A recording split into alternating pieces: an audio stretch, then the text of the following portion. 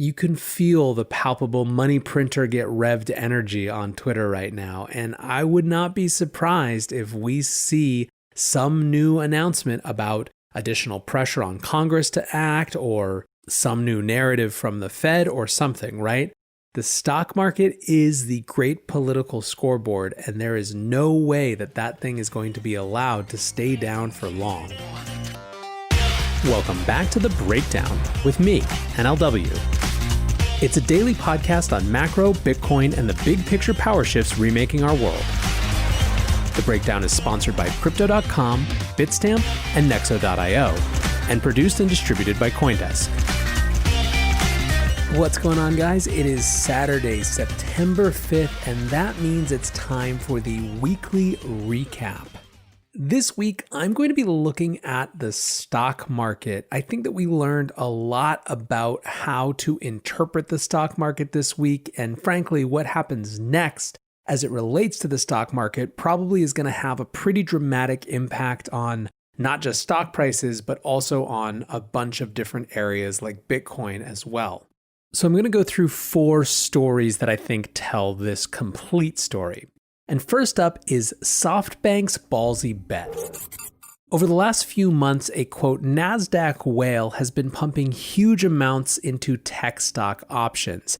Basically, this has been piling on top of the daily day trader trade and in that way accelerating the valuation bubble, which has become really pronounced. The Financial Times has unmasked this Nasdaq Whale as SoftBank, the firm behind the $100 billion Vision Fund, which has been hugely credited with ramping up and inflating to the moon the price and valuation of private Silicon Valley tech companies before they go public. They've basically been playing the same game as the WallStreetBets crowd. As the Wall Street Journal put it, investors buy options contracts tied to individual stocks and or to broad indexes such as the S&P 500 or the Nasdaq Composite. When banks and brokerages arrange options for investors, they are left with their own exposure to the markets. To zero that exposure out, options dealers buy derivatives and stocks. In the case of call options, this can give stocks and indexes another boost higher. As shares jump, they need to hedge more, adding fuel to the fire. Such hedging activity can also intensify moves when markets head lower. So why is this relevant? Well, I think it's a good reminder that narratives are almost always BS, or at least they are something that you have to understand as tools that people are using to try to drive the market one way or another. Put it differently, in the context of the Robinhood and daily day trader narratives we've seen, SoftBank basically saw an opportunity that those narratives were going to increase, accelerate, and they could use some of the same mechanics and some of the same game theory, frankly, behind what was going on with Robinhood to amplify that story in the media and potentially profit from it on the other side. And of course, when it comes to this Robinhood crowd, who may or may not have any influence on the actual markets, there's no stock that's more at the center of that in some ways than Tesla. Tesla, of course, began the week with its 5-to-1 stock split, and many people thought that this was going to mean an increase in price for Tesla, not obviously because that it was increasing the value. Stock splits don't increase the value of a company, but because they thought that some amount of retail players would see the stock as somewhat more accessible because of the cheaper sticker price, and thus pile in. Ben Hunt wrote a great piece in MarketWatch about this, and I'm going to actually quote a little section of it.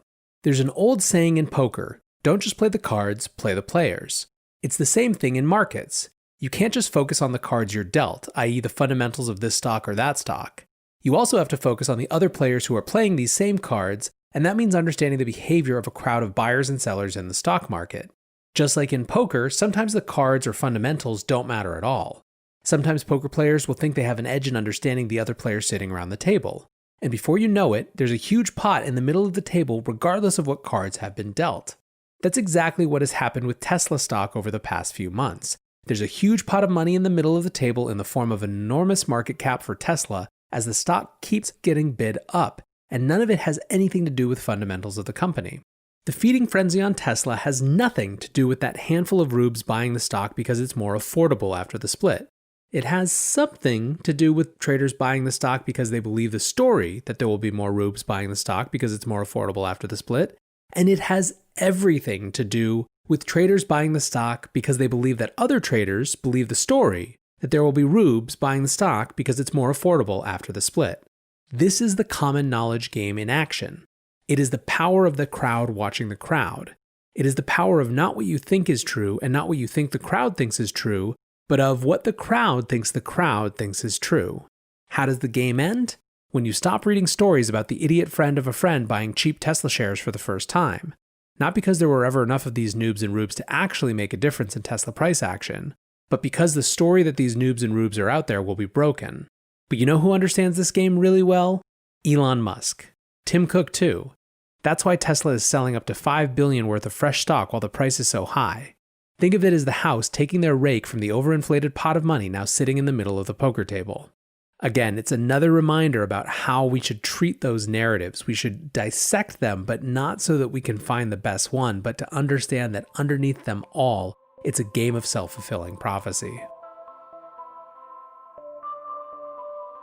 What's going on, guys? I'm excited to share that one of this month's breakdown sponsors is Crypto.com. Crypto.com offers one of the most cost-efficient ways to purchase crypto out there, as they've just waived the 3.5% credit card fee for all crypto purchases. What's more, with Crypto.com's MCO Visa card, you can get up to 10% back on things like food and grocery shopping. When you buy gift cards with the Crypto.com app, you can get up to 20% back. Download the Crypto.com app today and enjoy these offers until the end of September. Bitstamp is the original global cryptocurrency exchange. Since 2011, Bitstamp has been the preferred exchange for serious traders and investors, trusted by over 4 million customers, including top financial institutions. Bitstamp is built on professional-grade trading technology. Their platform is powered by a Nasdaq matching engine, and their APIs are recognized as the best in the industry. Download the Bitstamp app from the App Store or Google Play, or visit bitstamp.net/pro to learn more and start trading today. That's bitstamp.net/pro. In this crisis, many investors aim to keep and grow their digital assets. Others seek to maximize the yield on their cash. Nexo allows you to achieve exactly these two goals. The company offers instant crypto credit lines against all major cryptocurrencies, with interest rates starting from only 5.9% APR. Nexo also lets you earn up to 10% annually on your fiat and digital assets. What's more, interest is paid out daily, and you can add or withdraw funds at any time. Get started at nexo.io. Next up on the weekly recap, November terror. So this election is coming up, and people are very concerned that it's not going to be fully decided right away. A recent Bloomberg opinion piece made a couple historical analogies to see what might happen if it is in fact contested. In 1876, Samuel Tilden versus Rutherford B. Hayes, the election wasn't actually resolved until early March. Between November and March, stock prices dropped 10%, although it's not totally clear how tight the correlation was. A much more contemporary example of this is George W. Bush versus Al Gore in 2000. By the end of November, the S&P 500 was down 10% and Nasdaq was down 19%. Put differently, in the only two examples we have of an election that didn't resolve right away in the last 150 years, it was not a good time for markets. Now, there is some indication that investors are starting to price this in, or at least price this possibility in.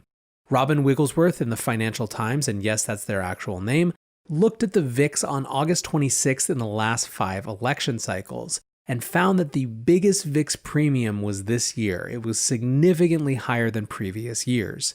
That suggests that investors are in fact wondering if there won't be some disruption to markets because of election-related chaos in November.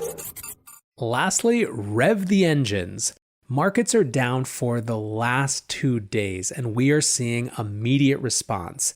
You have the Fed's Bostic, who said the Fed is willing to be more stimulative than it has been in the past and saying that he will be far more patient on tightening policy.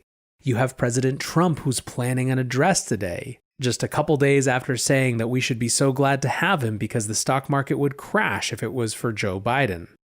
I think Sven Henrik put this really well on Twitter. He said, as Nasdaq drops 5%, probabilities for a congressional stimulus deal jump tenfold.